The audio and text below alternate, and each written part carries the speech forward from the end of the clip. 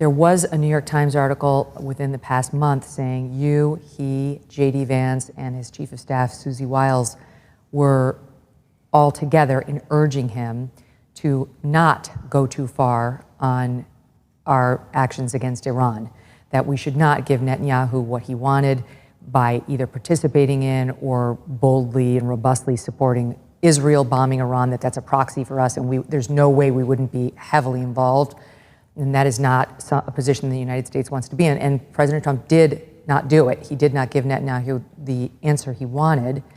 I know you're not going to get into the specifics of what you advised the president, but can you explain your view of the dangers of barreling toward a potential conflict with Iran? Yeah, the New York Times article was a result of an unfortunate, unauthorized, and illegal leak of a very private conversation between the president and his advisors. I won't get into the details, but it was a very robust discussion that really speaks to President Trump's care and thoughtfulness as he makes his decisions around these very serious issues of war and peace. Ultimately, what we are doing is providing the president with the facts, the intelligence. Here is what the intelligence is telling us. As the Secretary of Defense, here are the options that are on the table and the likely outcomes that could occur if you go with course of action A, B, or C. And ultimately, it's the president who makes the decision. And he has made it clear time and time again that his goal with Iran, first of all, they cannot be in a position where they can develop or have a nuclear weapon, and that he believes and is confident in the opportunity that this moment provides to be able to achieve that outcome through peaceful means, through diplomacy and through negotiations. And he knows that that's what's in the best interest for the American people and for the world. On the Iran front, here's the argument that the more neocon crew makes. All right, this is from Mark Dubowitz of Defense of Democracies, one of these think tanks in Washington that wants a hard line toward them. He recently tweeted, quote, "The Islamic Republic is weaker than ever, hated by most Iranians, hammered by the IDF and Mossad.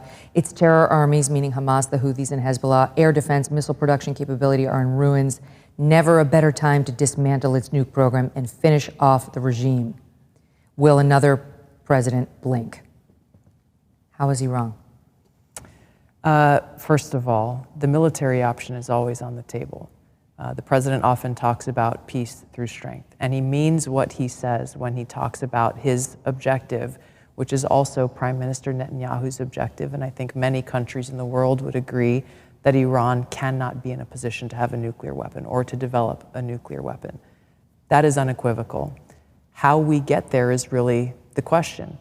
The president is of the mind, as he has been consistently through his first term in office, as he is now, if there is a way to achieve what is in our best national security interests through peaceful means, through negotiations, not blind trust like, okay, we're just going to believe whatever they say, not at all.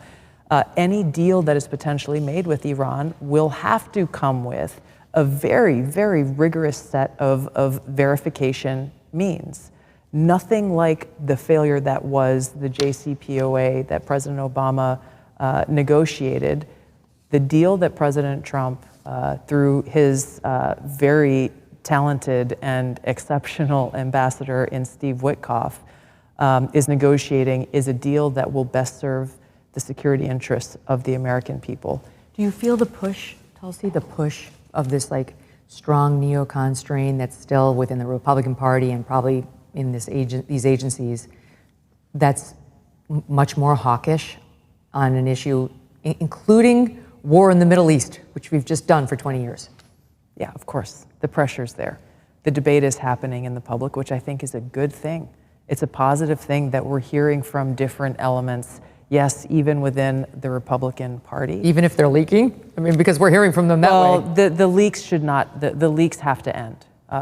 If the president can't have the confidence that he can sit in a room with his closest advisors without it leaking to the public, then that is something that really undermines his being best served with the best possible information, with debate, robust debate around the table, which you look at the team of people he's assembled, he likes that debate because he sees the value in hearing different perspectives so that he can make that best informed decision. But when we look at this debate that's happening kind of in the public town square, whether it be digital or TV or whatever the platform is there, I think it's important for the American people to see the contrast and the difference between the neocons who are very ready to rush into war without allowing what President Kennedy spoke about in his historic speech at American University, which was to choose peace, to do the hard work of diplomacy, to recognize the true cost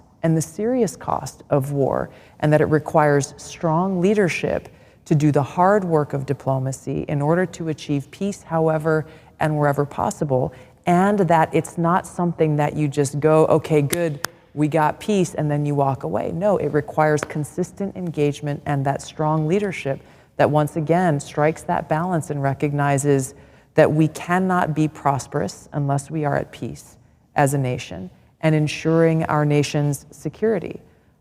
We have the strongest and most capable military in the world. Right. And I can say, as someone who still serves in the Army Reserve and has now for 22 years. You're too busy for that. And right a little bit. But those who I've had the privilege of serving alongside, I had the chance to go and do some PT with Pete Hegseth and some Marines the other day. You still got it? Are you still there? I'm giving the kids a run for their money, and I'm good with that. That's amazing. But it's recognizing, again, yes, we have the capability to defend our safety, security, and freedom anywhere, anytime.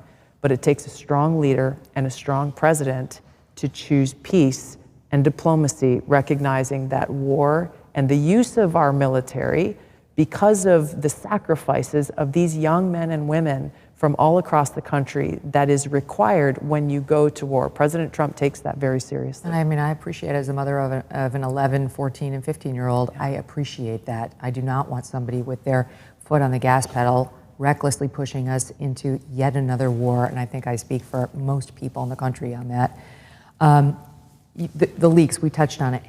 It must be very disconcerting to be in a private meeting with the president with only top people, and then a day later, see it on the pages of the New York Times. Clearly, I assume you trust your fellow cabinet members and so on implicitly, but everyone has to speak to a staff about what happened and what needs to happen. And I wonder how rattling that is, because you're in the same position in a way that Pete Hegseth is in, where people underneath you appear to be leaking even top secret information that you could go to jail for leaking. That's right.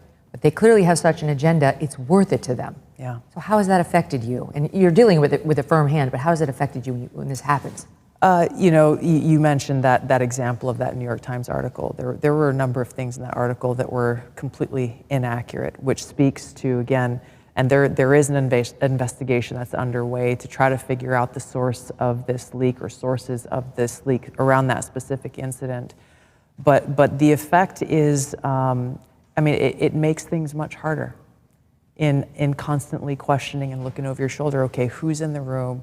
I have to be careful about everything that I say because ultimately we're in a situation where these things being leaked, either by people who are just trying to show a reporter that they're important or chasing clout of some sort, or the most dangerous of which is those who are trying to ultimately undermine the president's policies.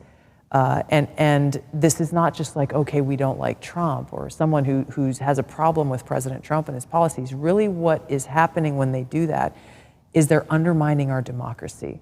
Because what they're doing in whatever tactic they use is saying, well, I'm doing what's best for the country, and I know what's better for the country than the vast majority of the American people who chose this duly elected president, Donald Trump. And that's where you can agree or disagree with his policies, but when people cross that line who are in these positions of power and influence, they are actually undermining our democracy and our security in doing so. You've referred 3 people now to DOJ for criminal prosecution. Do you think they will be prosecuted? That's the goal. That's the goal. And the there's only another way we bring 11 about cases here. accountability is by doing the work of conducting these investigations. The Department of Justice and the FBI obviously have different tools that they can use in order to find the truth and to seek out that evidence so that we can actually prosecute these crimes. Do the people know they've been referred? Like, do they still work here? In some cases, they know. In other cases, they are likely not aware. We have another 11 cases that we are still conducting our own internal investigations around. Some will be sent to the Department of Justice for further investigation and prosecution for criminal charges, because it is a crime, it's a federal crime. And others, depending on the situation, will be dealt with internally, or where people will be fired and have their security clearance revoked. One of the leaks was, it spoke to what Trump is trying to do with the deportations, not the securing of the southern border, but the deportations. Yeah. And he has declared under the Alien Enemies Act an invasion or incursion, in part saying that the Venezuelan government has dispatched Tren de Aragua, this gang, to come into the United States and commit mayhem. And one of the things that was leaked from someone in the intel community was that didn't happen. There is no official link between the Venezuelan government and Tren de Aragua. Therefore, it's not an incursion, it's not an invasion. It's a very clear why somebody would leak that to try to undermine the president's use of the Alien Enemies Act. Is that one of the leaks being investigated? It is being investigated. There's a few things to add to that to kind of color out the picture.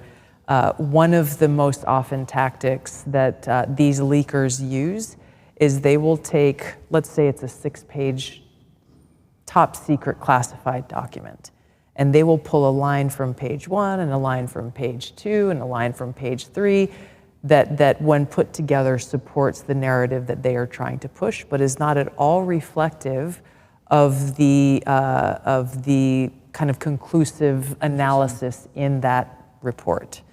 And that's exactly what happened in this case.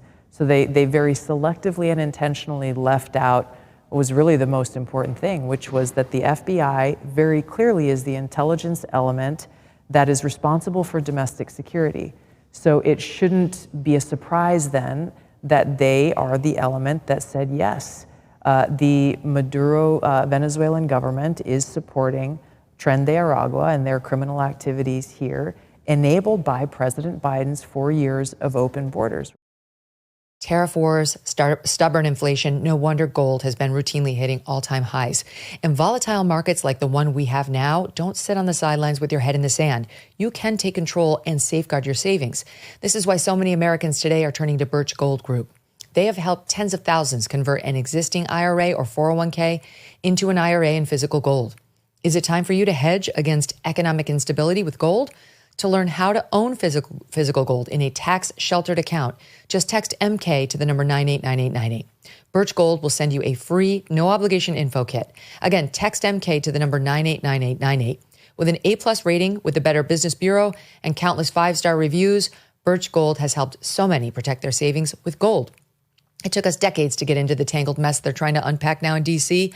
How long is it going to take to get out of it, and at what cost? Text MK to 989898 today. Thanks so much for watching. If you like what you just saw, hit the subscribe button for more clips and full episodes.